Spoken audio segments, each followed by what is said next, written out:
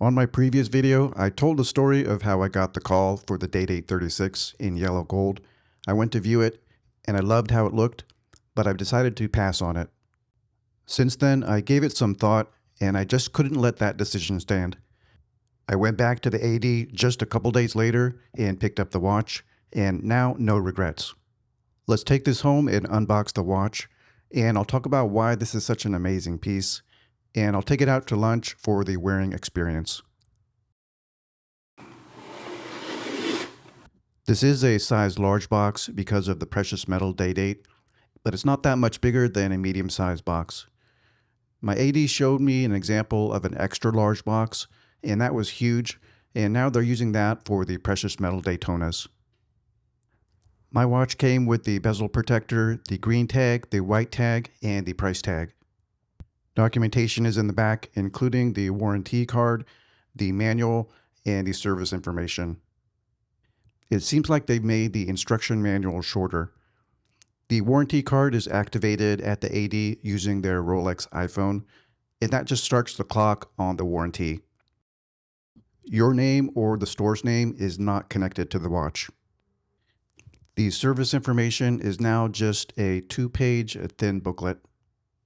By the way, I did not get the foam topper. Let me know in the comments, are they still including this with new watch purchases?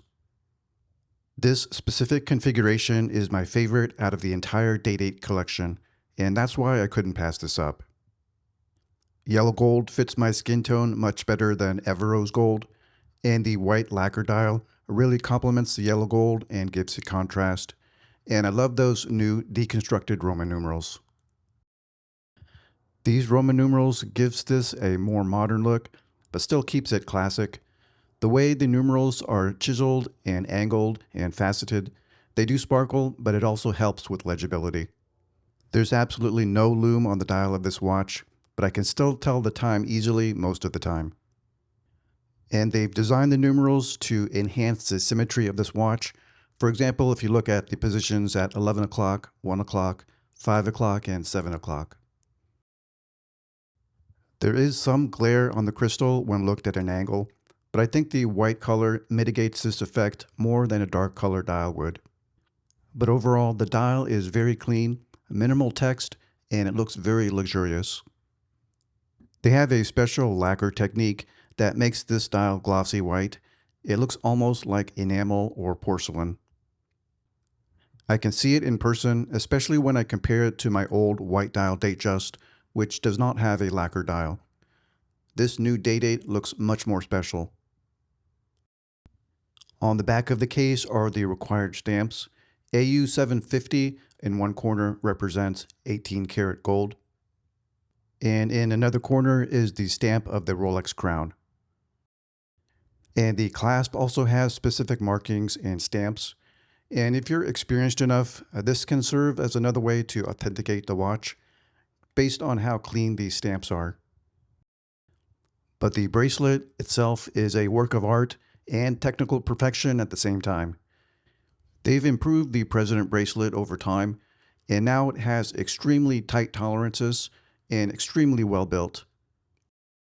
Right out of the box, almost no bracelet stretch, and it now has those ceramic sleeves, which will prevent bracelet stretch over time.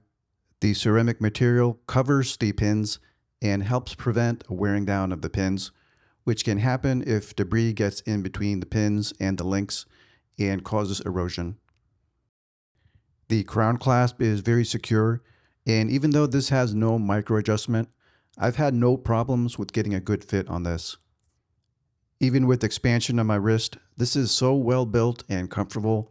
I've had no problems feeling too tight or too loose on the wrist.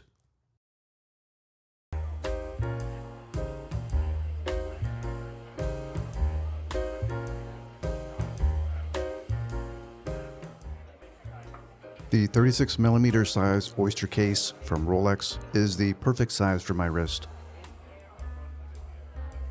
The weight of the solid 18 karat gold gives this an extra presence on my wrist. The solid gold bracelet balances out the weight of the watch head, and it almost feels like the weight is evenly distributed.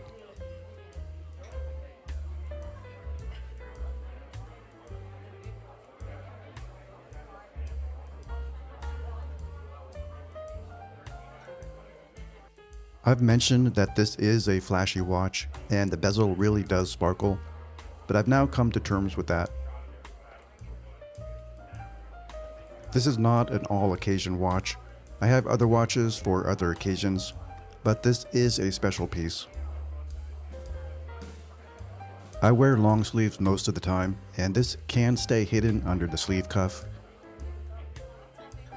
But when it does peek out, it can easily become the center of attention. The other elephant in the room is the price. The price on these at retail have gone up significantly, even over the last 3 to 4 years. And just recently, on June the 1st, price on this model went up another 5%. But luckily, I was able to purchase this just before this latest price increase.